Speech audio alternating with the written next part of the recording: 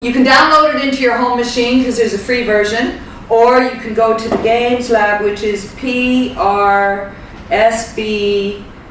I have to do that like that, right? And it's 1026.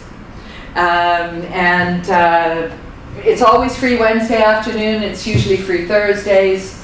So you have time next week to have a look at this. You can also just look at the tutorials and answer these questions without really having to go through the engine if you want. But this is the engine that I would say now about pretty much all mobile games and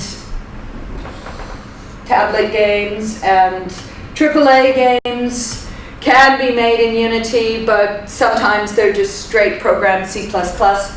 But no matter what you do, if you go out and you get a job in software engineering or something and the company is good, any creativity to it at all, companies that everybody seems to like, chances are you will interact with games in some and graphics. Unity. Unity has an asset store that you should look at.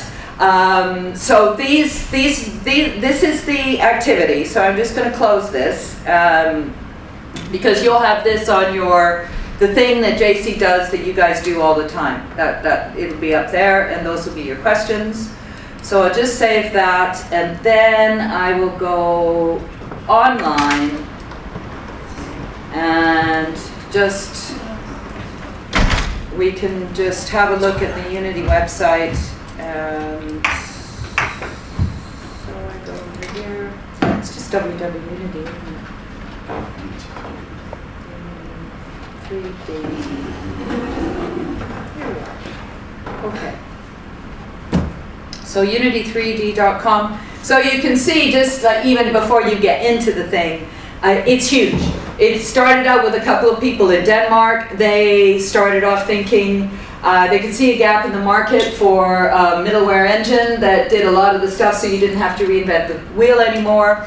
And they offered it free in the beginning, so everybody got using this.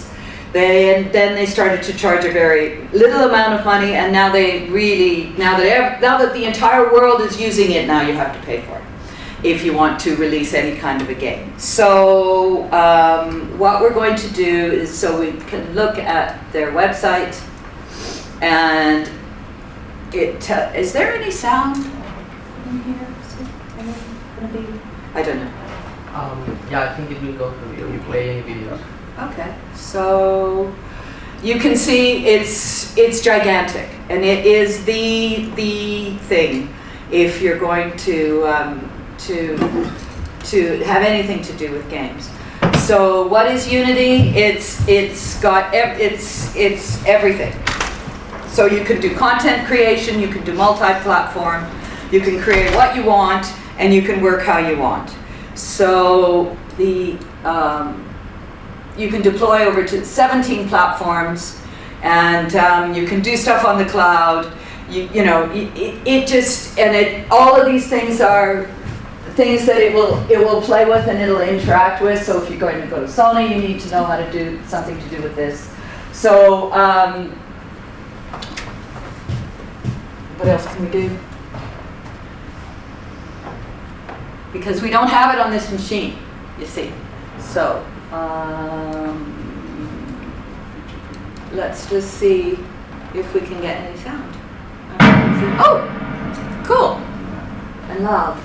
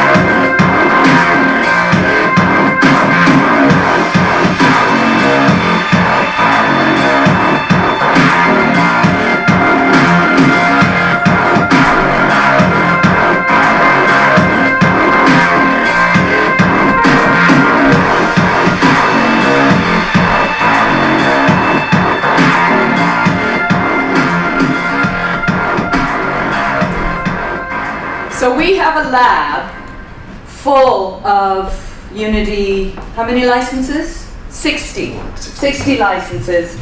Plus you can download this engine for free. So you've seen in that video, which told you more than I could ever tell you in a much more entertaining way, how much stuff you can do with this engine. So you're just first year, and that looks like really, really complicated, but you can make a Pong game. I mean, you can download it, and you can make, by cutting and pasting and going through a couple of tutorials, you can teach yourself how to make a Pong game. And if you get stuck, you can come on a Wednesday afternoon and ask for Tom's help, and he can help you. You can also look online. Unity has more tutorials and more YouTubes online than any other game engine. Yeah, you know. And if you were to go into an advertising environment, you saw how Unity makes ads. You saw how Unity could be used seriously. So if you're going into a medical environment, they do surgeon simulators. They do a lot of teaching to doctors now using Unity because it's so easy to make. You can buy assets, so you don't have to design and model the character that runs through the woods, or the character that is dressed as a doctor and walks down the hall. You can purchase all those things from the asset store.